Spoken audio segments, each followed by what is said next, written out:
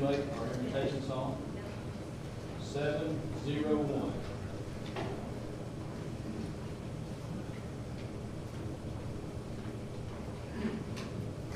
701 is invitation cheer. 701. At 438. 438.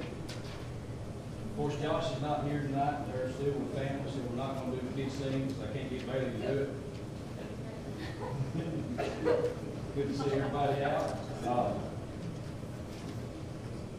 After our first song, Jerome will come up and lead us in prayer, start services, and then James will have our devotional tonight. First song tonight will be 438. We'll do the first and fourth, and then Jerome will come up and have our opening prayer after the first song. My hope is built on nothing less than Jesus' blood and righteousness. I dare not trust the sweetest frame, but only lean on Jesus' name. On Christ the solid rock I stand, all other ground is sinking sand. All other ground is sinking sand. When he shall come with trumpet sound, oh, may I then in him be found, dressed in his righteousness alone, faultless to stand before the throne. On Christ the solid rock I stand, all other ground is sinking sand. All other ground is sinking sand.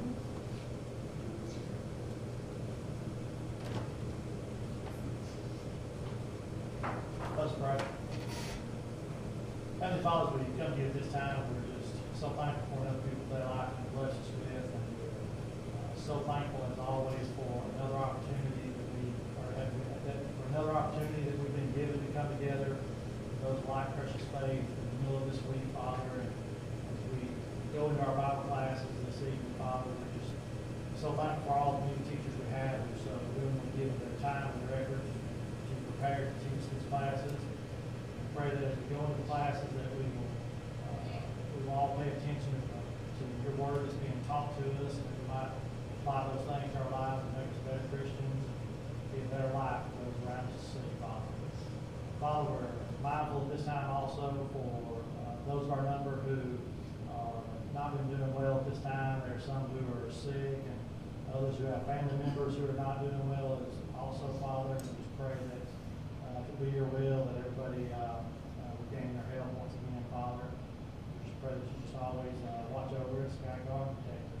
We just pray in Jesus' name.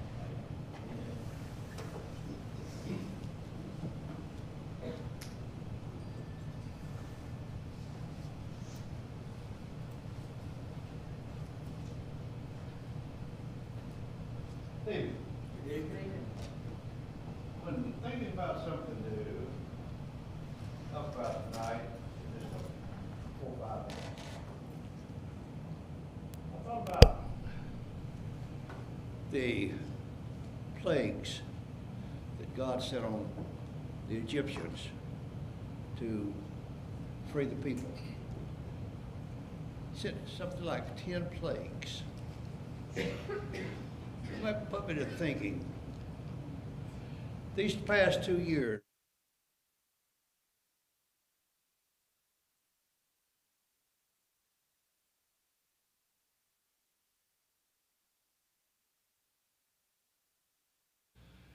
first we have the COVID-19. Well, we think we got it about under control. Here comes the Delta. About the time we get it a little pulled down, here comes the Omicron, whatever you want to call it. How many more variances are we going to have of this? Are we going to have something like the Egyptians have? Is this something that God sent on us? I don't think so, but that's something to think about. It doesn't look good for the next few weeks.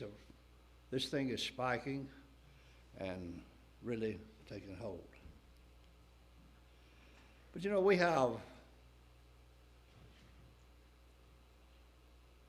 a place to go, places to go to get the help that we need. It's not all doom and gloom. Going to go to 1 Peter chapter 5, verse 7. God says, cast your burdens on me. You find rest for your soul. He cares for you. In Matthew 11, 29 and 30, take my yoke upon you and learn of me, and I will give you rest. God loves us. He tells us when we have problems to come to him. I don't think there's a person here that hasn't lost maybe a family member or at least a good friend to this disease. We get depressed. Yeah, I get depressed thinking about it. Had a lot of family and friends that have had real hard time with this disease. I had it, but I had a very light case. You know, we tend to forget about God as long as everything's going good. We can take care of it. But when things get bad, we can go to God in prayer. That's what he tells us to do.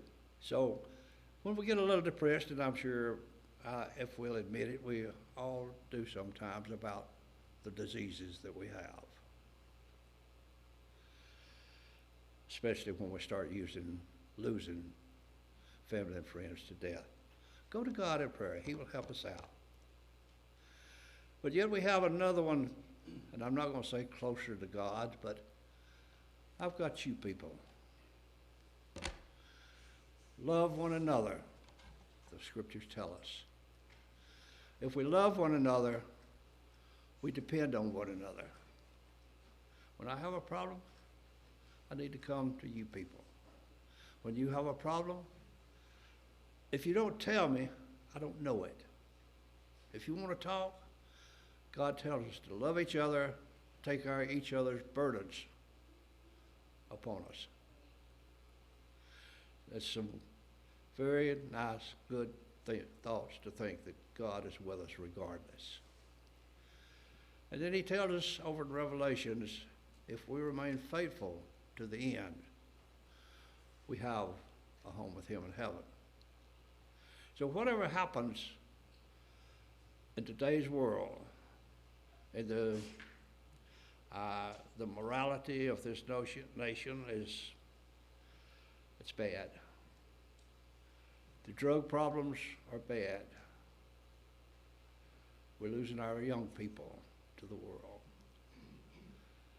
But always think about that no matter how bad it is, God is with us.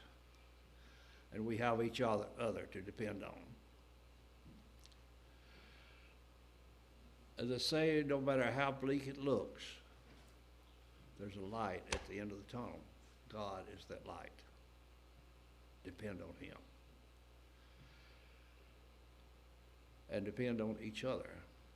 I think sometimes we don't want other people to know our problems, but we need to depend on each other regardless. And that's what God tells us to do. Remain faithful, obey him, obey the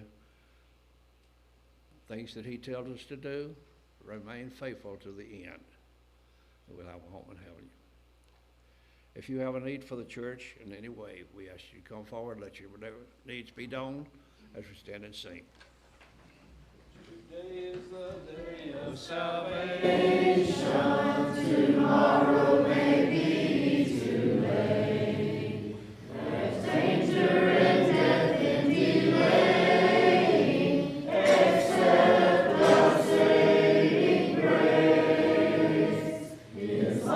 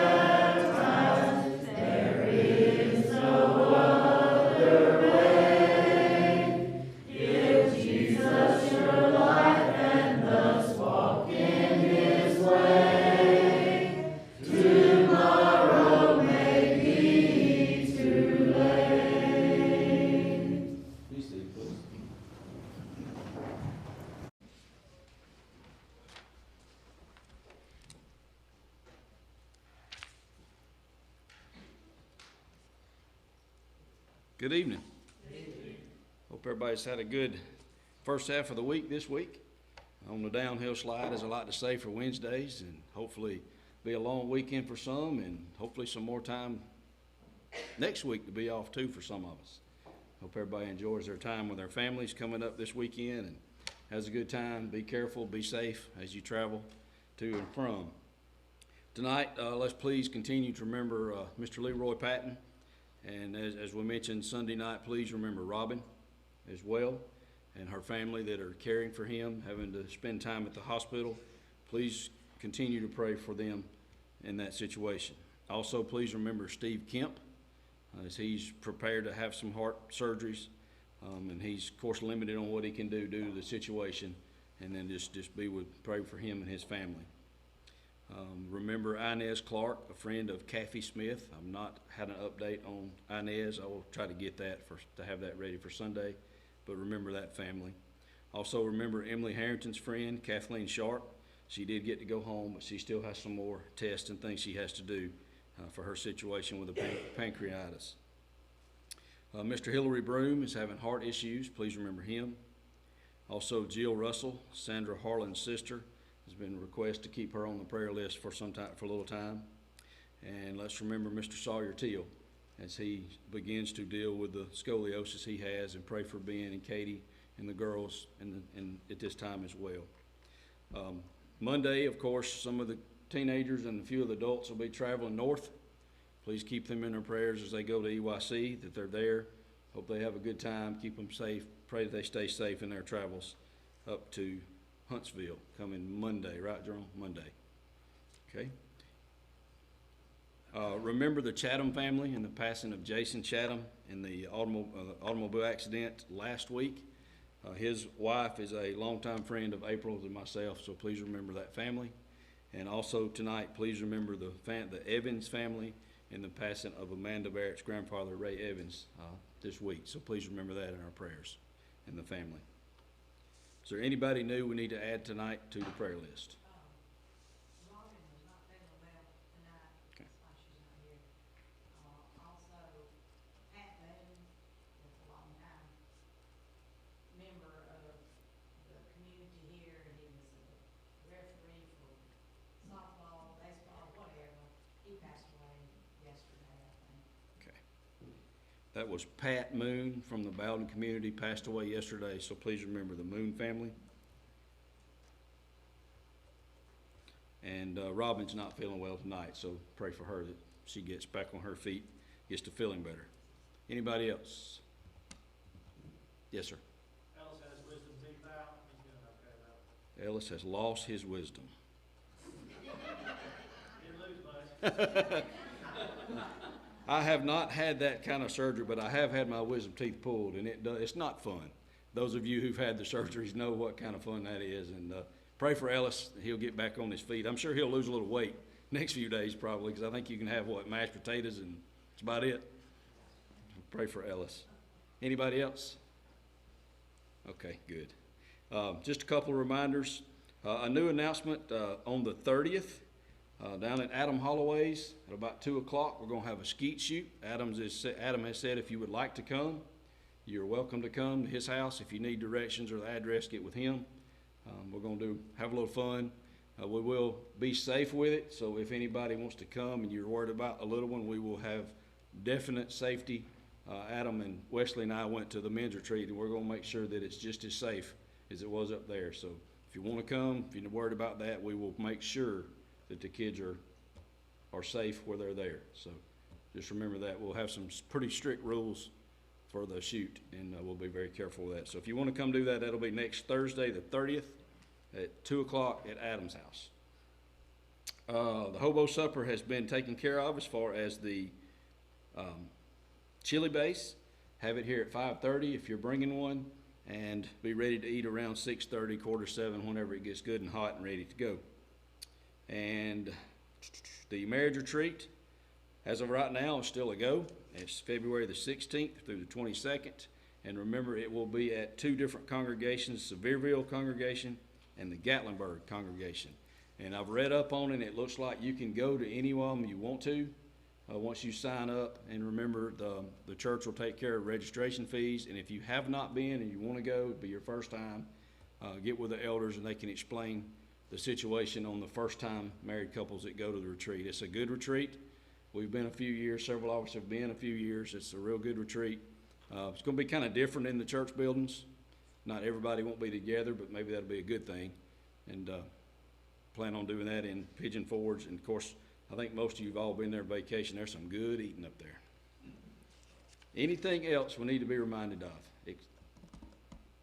The baby shower is January 2nd. If you have any questions, see Chastity. I'm putting that on her since Morgan's not here. So, okay. Is that all? Okay. Ken, dismiss us, sir.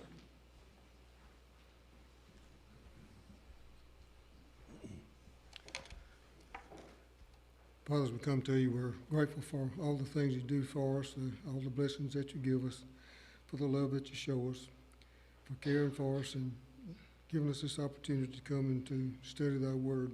Pray that you will be with the teachers tonight as they present their lessons, and us as students, that we may obtain the information that's being taught and can apply it to our lives. I pray that you will be with each one that is whose names is called tonight and being sick. Give to each one the things that they need, that they may be comforted, that they may return to their normal walks of life if it be in thy will.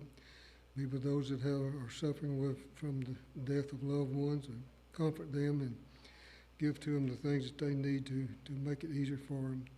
Be with all those that may be dealing with difficulties in their life, and to watch over them and care for them, Father, in the way only that you can. We pray that you will continue to be with us. Be with those that are traveling this weekend, but keep them safe and let them return home if it be in thy will. These things we pray in Christ's name. Amen.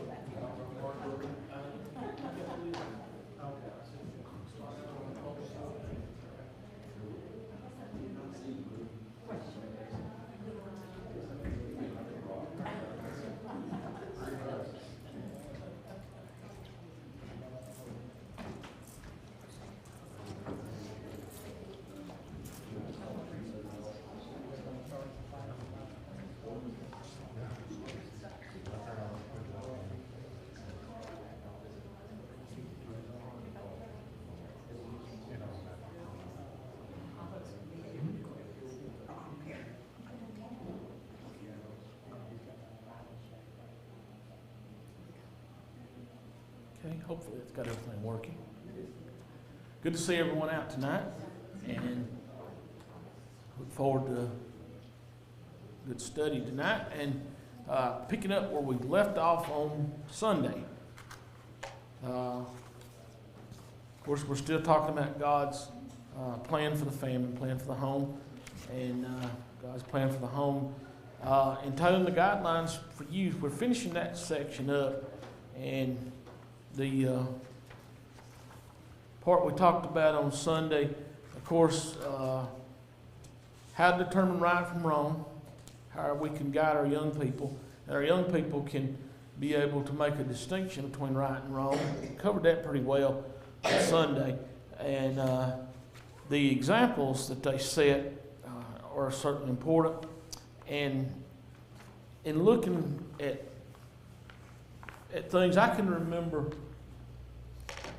trying to do, I guess you could say, questionable things as a young person. And one of the things that stuck out in my mind in making a distinction between doing right and wrong and understanding I guess you could say, the right decisions to make. Sometimes I'd find myself that I would be asking questions. Is it okay to do this? Or is it okay to do that? And I think even in adults, that applies to us today as well. And as we question ourselves, should we do this, should we do that? Our young people are taught to ask themselves the questions, what would Jesus do? And they even have bracelets, you know, the WWJD, and having that on bracelets and reminding ourselves and being able to do that. Pretty good advice that I've gotten from several of the older people, that if you have to ask, is it right or wrong to do it, then you probably don't need to be doing it. And realizing that that is a biblical principle in making a determination and in doing right from wrong. When in doubt, just leave it alone. And I found myself as a child, as a teenager and as a younger person, asking the questions. Is it okay to do this? Is it okay to do that? And I guess I was looking for a definite yes or no. And if I got no, then the next statement out of my mouth would have been, why? And that's typical of young people. Sometimes young people are doing that just to press the question. Sometimes they genuinely are looking for the answer. Well, really, what is wrong with that? Or what is wrong with doing this? And sometimes we as adults find ourselves asking ourselves the same question. There's nobody to go to quite often to say, is this right or wrong? And asking, you know, things that happen to us. And if things are going tough, can you keep on going? And I think there's a country song, you know, to some degree, talks about that. Talks about, you know, when you think the things are going bad and they're really bad in your life, then they just got worse. And then after they got worse, they got a little worse than that. And finally they got so bad you wonder, what am I doing wrong? I mean, everything's falling apart. And the song, I think, says something like using our moral compass to mend using the needle out of our moral compass to sew back together our broken heart, or something to that effect. I got to thinking about, yeah, it's terrible sometimes. And we're asking ourselves, you know, how do I make a distinction to know whether something's right or wrong? And just asking ourselves, you know, when it's wrong, just leave it alone. Don't do it. Look at Romans chapter 14, verse 23. And there's a pretty good answer to that question, when in doubt. And as we look at Romans 14:23, it said, but whoever has doubts is condemned if he eats. And this is talking about eating meat that Paul's specifically addressing here, eating meat that had been sacrificed to idols. Because he is eating not from faith. For whatever does not proceed from faith is sin. If we have to ask ourselves, is this wrong or is this right? Then don't do it. Just leave it alone and move on. Go to something else. And doubting ourselves only leads to more, I guess you could say, more insecurity. Be certain. Let your yea be nay and your nay be nay. Yea be yea and your nay be nay. Go on, move forward with what you're going to do. And if it's questionable, leave it alone. Just don't go there. And the old saying was, don't even go there. That's probably a lot of truth in that. Our young people, they ask the question, would it be wrong to do this? Would it be wrong to do that? Well, I guess you could turn that around and ask them, said, well, do you really doubt what you're doing? If you're not real certain about what you're doing, leave it alone. And if they say, well, why should I leave it alone? The next question out of your mouth, or next statement out of your mouth should be, think about the example you are setting. What example do you set as a young person? We can learn a lot from our young people, watching them and listening to them, and helping to guide them along the way is so important. Understanding that there are things in life, the choices that we have to make, that can cause other people to stumble. Let's look at 1 Corinthians 5, 9 and 10. Just leave it alone. 1 Corinthians 5 said, I wrote to you in my letter not to associate with sexually immoral people. Not at all, meaning the sexually immoral of this world. or the greedy, or the swindlers or idolaters, since then you would need to go out of the world. Think about what kind of people make up our world. And not to associate with those people literally means, what's the meaning of that? It means, well, don't have everyday dealings with them unless it's an absolute necessity. You're going to have to be around them. You're going to have to interact. But don't let them influence us. And this is particularly good advice for our young people. You know, I'm encouraged by a lot of things I see our young people do. And I'm going to mention one specifically. Her mother and daddy, and she's not in here right now, but her granddaddy is. And so I'm going to mention her specifically because I was really encouraged by something I saw. Now, not to single her out and say she's the only one, because I know a lot of our young people do a lot of good. But I saw a posting on Facebook with Emma Ellsbury, and she was showing for the first time, I think, her calf, one of her calves. And looking at that, I'm thinking, well, here's somebody that's trying to set a good example. First of all, she's showing responsibility. She's taking care of an animal. She probably maybe raised that calf herself, didn't she? Had a lot to do with raising that calf. Do you know, Steve? Not that one. Not that one? Okay. No, not that one she did. She does. She's involved with them. So responsibility, it shows responsibility. And the fact that she's doing something, and I'm thinking, you know, here's a young Christian that's setting a good example for others. And, you know, I've known, since I was in high school, I've known a lot of young people, boys and girls, young men and young women, that were involved in things like 4-H, FFA, and they were occupied with things that they took responsibility for, raising cattle, doing various other things. I don't ever recall seeing one of those people turn out to be a failure in life. And I can think back to the days when I was in high school and the people who were involved in that. I don't recall them being a failure. There may have been some that didn't turn out as good as some of the others did, but I don't recall them being failures. But I do recall people who weren't involved with things and showing responsibility, young people, that did turn out to be professional criminals. No other way to say it. They just turned out to be downright sorry because they didn't show any responsibility. They didn't take the time to listen to good advice, and the example that they set before others may have led others astray. And just thinking about Emma's example and what she's doing, to me, that was encouraging to me. I saw that and I said, you know, there's a young Christian. I said, she's a very attractive young lady. She's got a lot going for her in her life. I said, she's taking some responsibility with what she's doing there around home on the farm and doing so many things that she's doing in a positive light. And there are a lot of young people I know in this congregation that do a lot of things that are associated with a lot of things that are good things. I just saw that one recently, and that kind of, you know, encouraged me.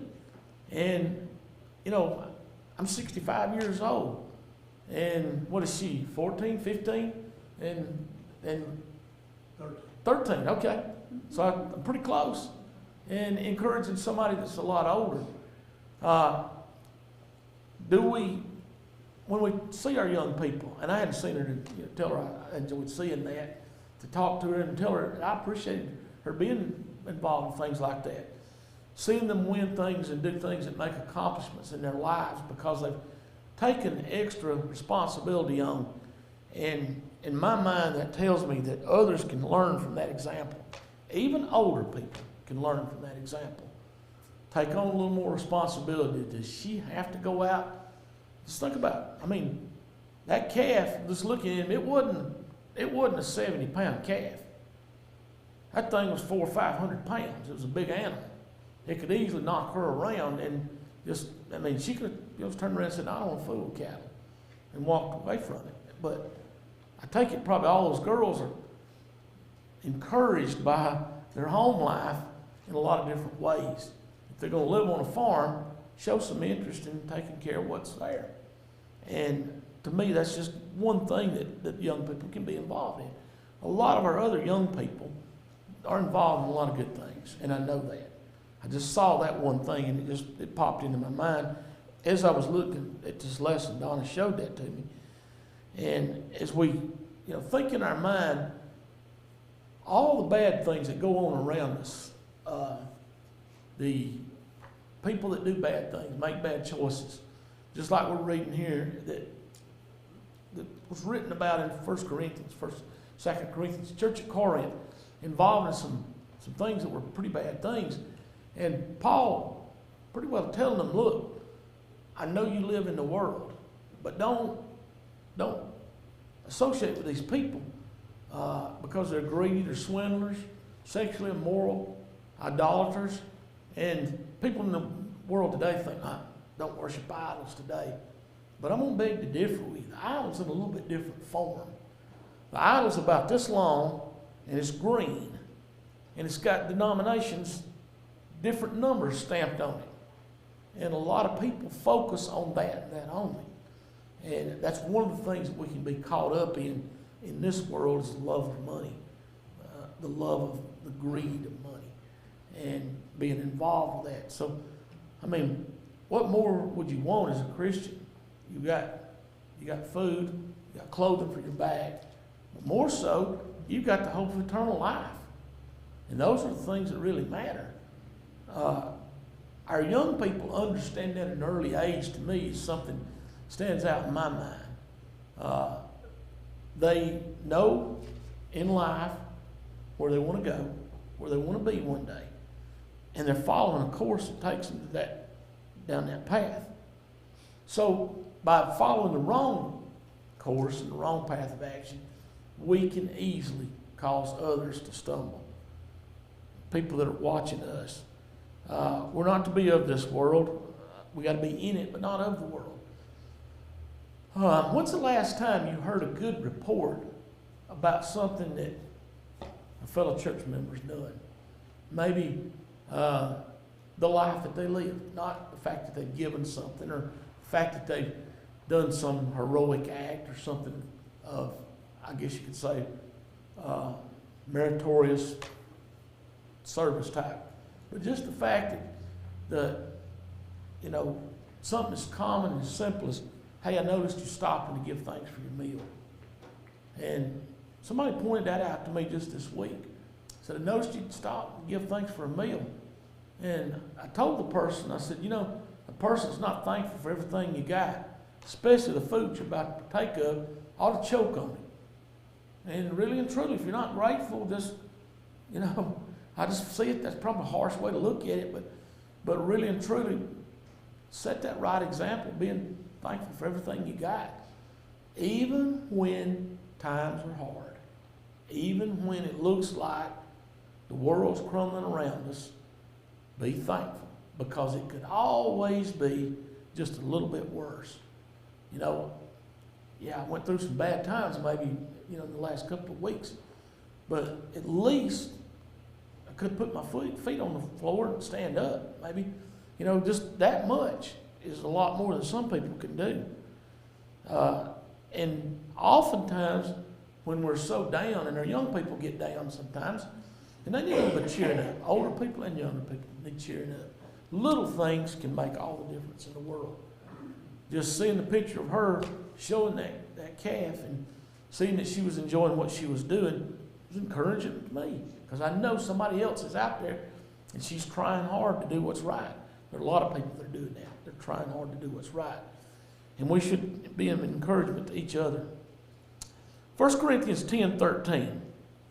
When the times are really down, sometimes Satan tempts us to the point that we think that, well, is God just completely forsaken me?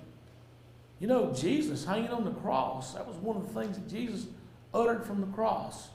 What was it? Something like that he spoke, Eli, Eli, lama sabachthani? My God, why have you forsaken me? Sometimes in our lives, we think God maybe has forsaken us. But look at what Paul writes here. No temptation is overtaken you that is not common to man. God is faithful, and he will not let you be tempted beyond your ability. But with the temptation, he will also provide the way of escape that you may be able to endure it. Think about all the things when, 1,000 things have gone wrong. When 1,001 goes wrong, you're almost tempted to, throw your hat on the ground, just step on your hat, stomp it down and say, why? But listen that, God understands. He understands that we're going to be tempted in life, but He's also going to provide a way of escape. And I heard a man one time say, and I don't know, you may differ with this, but I thought it was a pretty good analogy for a person to make. Living life on this earth is just a test in some aspects. It's a test to see if we're going to be worthy of being called a Christian and worthy of having that eternal home. Are we going to, turn from the faith just because temptation's overtaken us? There's been so many things that, have gone wrong in our lives, and here's yet one more coming down the pipe. That's the time that we need to pray, and pray the hardest that I get through this. Because you know what? Every day is not going to be as bad as that one particular day would. It'll get better at some point in time along the way. And if it doesn't, and we leave this world, think about what the reward is. To open up your eyes, in glory. Thinking about that. The temptation is so terrible sometimes that we think that, man, I'm tempted beyond what I can deal with. Our young people are so uncertain in their lives. Now, when you get most of our ages in here, we pretty well know the two greatest questions in our lives have been answered. What will I do with Jesus? And who will I marry? The two greatest questions. Our young people don't have that answer yet. And we got to think about what guidance do they need to help them to answer that question. And good association is one of them. Associating with good people, being around good things. And I know exposure is coming up, and the group's going to be leaving. And that's probably some of the best quality time our young people can spend around other Christians of that age, making those contacts. And I want you to think about yourself right now. And I said we've answered a lot of those questions ourselves at our age, but we're pretty firm in what we have in terms of in our lives. We know who we're going to marry. We know what we're going to do with Jesus. But what Christian association contacts do you have? Let's just say Christian contacts. What Christian contacts do you have other than what's in this room? I hope there's a lot of them. I hope you can go to basically any congregation within about 25 miles of where we're at right here, and they'll pretty well, if they don't know you by name, they know your face. And you're that familiar. I call that good Christian association. You're around good people. But think about the people that are of the world. And who do you want to spend eternity with? I think that question's already been answered. Not turning back and going back into the world and thinking of what's outside, what's in the everyday world. Our young people need that reassurance along the way. Encourage them to establish Christian contacts in the area, within the state, within the adjoining states. Things we told our boys is, look, if you want to meet other good Christian people, get out and go. You've got a truck, you've got gasoline, go. Go to some of the other congregations, go to some of the other events that they're having. Get to know people. And they did. They took that advice. And, for the most part, they established those, I guess you could say, those contacts. And it could be men and women, older, younger, some their age, some a lot older. Those contacts that they had within the church that they still have today. And that's one of the things that we can encourage our young people to do, is build that Christian base, that Christian foundation. That sets a good example. That sets a good example that you're following the right crowd. Looking at this, it's so easy to say, man, that's the wrong crowd. You don't want to follow the wrong crowd. If you want to see where they wind up, just pick out a few of them. And guarantee you, they turn up in the same places over and over again. And usually those are not good places. They usually turn up in jails, prisons, in trouble, constantly giving these issues. Think about some people that are here in our community who practice the things that are just mentioned here in 1 Corinthians 10:13. Some of them are swindlers. Some of them just pathological liars. You know, there's some people in the community that people put lying before their first name. Lying so-and-so. I mean, there's just so many of them that are swindlers that do that. How would you like to be thought of as that? As that, man, they couldn't get the truth out of them edgewise. They're terrible, and being caught up with those people, we don't want to have any part of that. We certainly want young people to understand that those are the people that you want to stay far away from in your association. Did he mean that we had to not be around these people at all? Now, Paul didn't mean that. He knew that. That's why he put that in there. He said, understand that they're going to be in this world, but they're of this world also. We can be in the world, but not of the world, practicing the things that the world practices in there. Look at Psalms 119, verses 9 through 11.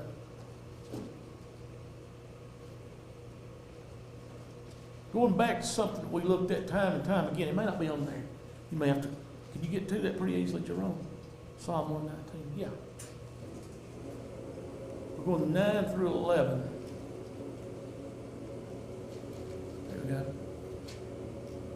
How can a young man, or substitute a young lady in this, keep his way pure by guarding it according to your word, God's word? When this was written, with my whole heart I seek you. Let me not wander from your commandments. I have stored up your word in my heart, that I might not sin against you. If your heart has all the good things stored in it, is there going to be any room in your heart for this evil we just read about? No. That's good advice. Some of the best advice that we can give to our young people there. Examples that are out there time and time again are mentioned. Why do sometimes older people not respect young people?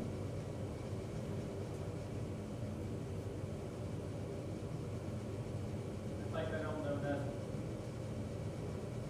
Yeah, older people say young people don't know anything. Why do they draw that conclusion?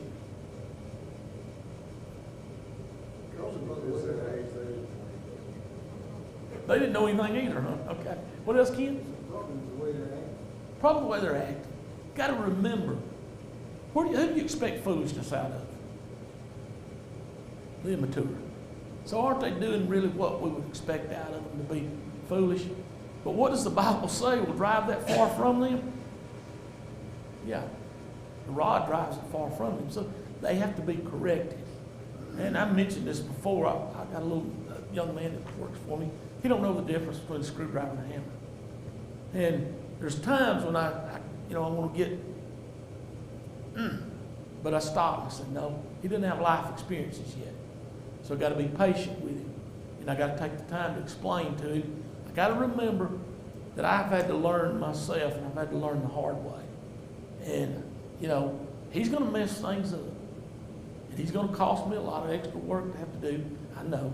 But it's part of him being young and trying to learn. But you know what that young man does? He's always prompt, ready to go to work. And I gotta give him that. He's prompt and has a good work ethic.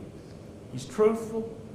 Then I think I can bear with him through him trying to learn the difference between a screwdriver and a hammer. He's going to be the one making the trip back and forth to the toolbox to get the hammer when I send him for the screwdriver, or get the screwdriver when I send him for the hammer, or vice versa. Whatever comes up. He's the one that's going to have to learn. And I laugh at him sometimes.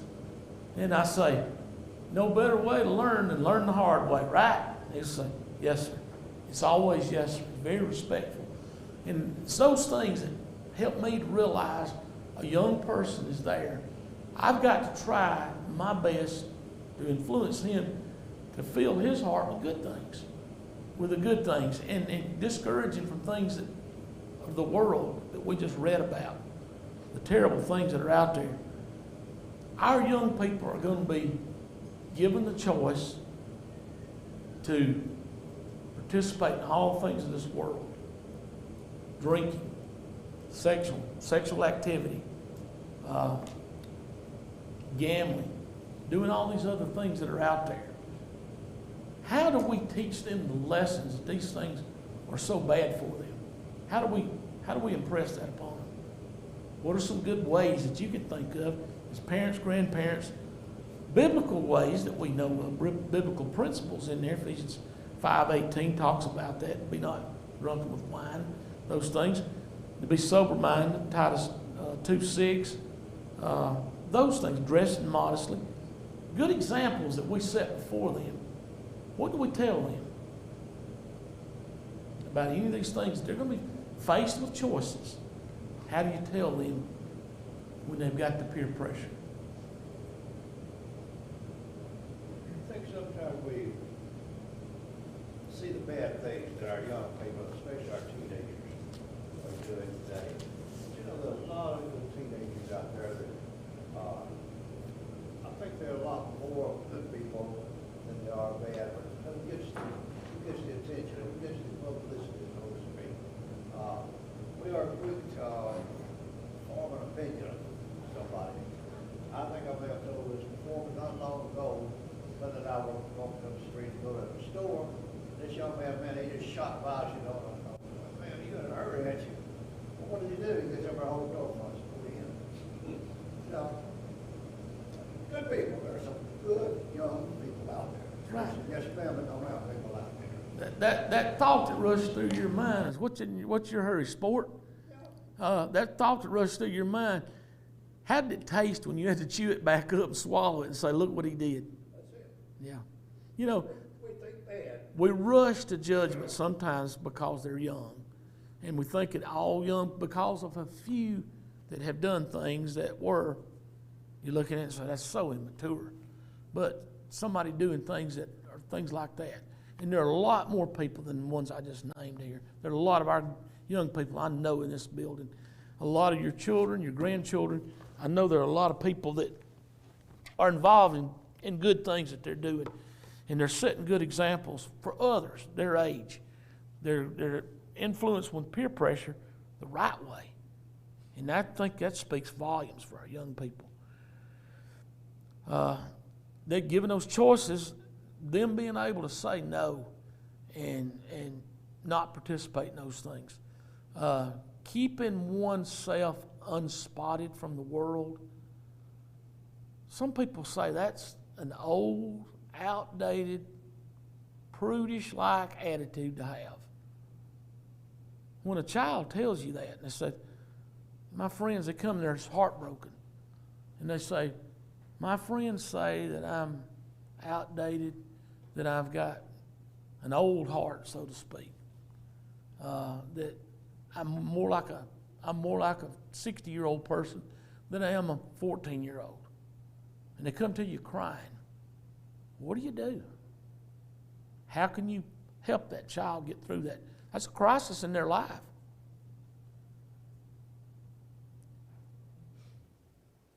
Do you take the time to sit them down? It's a good time to stop what you're doing, because that moment may never pass your way again. Stop what you're doing. I know we're running 1,000 miles an hour, and we got too much on our mind, but sometimes some things just need to wait. If you can stop what you're doing and take that child aside and just take a little bit of time to explain to them, no, you're not. Because, you know, what you're doing is a good biblical example. And I know it doesn't seem popular right now among your friends, and they're probably laughing at you, but you're not going to be the one that's in trouble. I can sort of appreciate some of the things that Katie Messer said. She made a point a couple of weeks ago. She said, my mother says, don't get pregnant. And she said, that like to floored me. And I thought, no, it's not. That shouldn't be anything out of the ordinary for a mother to tell a daughter. It's good advice. But she remembered it. Think about that. And, when mothers and grandmothers talk to these younger children, grandchildren, and great-grandchildren, and give them advice and tell them why I shouldn't do the things, why I shouldn't take part in some of these things. And I think a good thing to ask them, do you want to look like the rest of the world? Because the rest of the world is not pretty. And that stands out in my mind. And then explaining to them some of the things that have gone on with people. Then as they get older, they probably will appreciate it a little bit more. But, coaching them away from that. And we start talking about those things.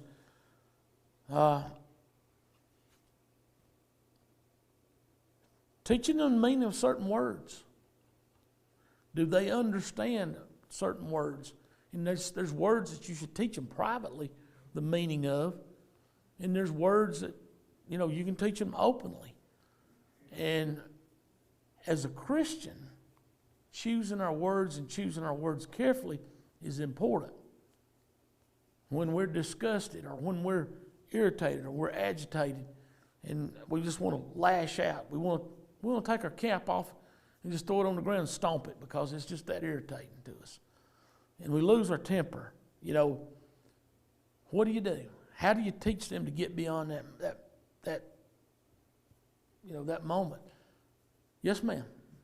Recently, Lizzie is getting to the age where she recognizes a lot more of her surroundings, and the word hell has come up multiple times. And she's familiar with that word at church, and she knows what it is. We say, she goes up there to kids sing, and she says, we have to go to hell. That's one of her favorite things to say. Everybody knows that. But when we are like listening to a song or we have a TV show on and they say it in the negative way, she doesn't, until now, when we had to explain to her that they were meaning it, in the bad way, in the ugly word way. And so at first she didn't realize that, and so it was just like another word to her. But then after we explained it to her, she knew there were two different ways to say it. And so I think teaching her that helped her realize that that's not a word you just go around and say. Yeah. People use the English language. They abuse it. I have known some highly educated, very intelligent people that limit themselves drastically in their vocabulary because a lot of their words are what we know as the four-letter words. And I'm not talking about paid and free. I'm talking about the other four-letter words, that they limit themselves to those words in their vocabulary. And I'm sitting there thinking, why is this person talking this way when they got more education than to use that handful of filthy words to express themselves? Can they not do better than that? And even our young people understanding using words like gosh, golly, do they understand what that means? That that's using the form of God's name in vain? And understanding what those words meant. Now, those are marginal words, and, hearing certain words and understanding what they mean, taking the time to teach our young people that you don't have to jump down their throat and just say, hey, there's a better word than that right there. Did you realize this? Think about what that actually means. And that's, a lot of times they stop and think, just like Lizzie did there. She understands that because, what is true success? What is true failure? She hears that word and she blurts out, live your life and go into hell. But when she hears it on a TV show and it used, really taken out of context of what it was really meant for, and it's really meaning eternal damnation, eternal torment to somebody. And, I think when people use that, and I've heard people use it and laugh and snigger when they tell people something, they'd ask them to do something unreasonable and they'd tell them, and then I said, wait a minute. And, think about that. I think people need to understand what they say and pay a little more attention to what they're saying. Back up and be careful with your speech. The Bible teaches us that our speech should be seasoned. And understand our young people, they need to know that because they're just now beginning to understand, just like she is, understanding that. And even as teenagers, taking a teaching moment with them is really, I think, an opportune time for our young people. That's how you teach them right from wrong.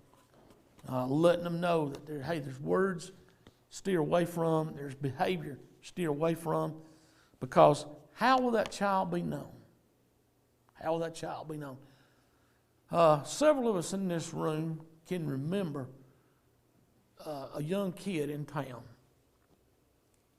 This has been a long time ago.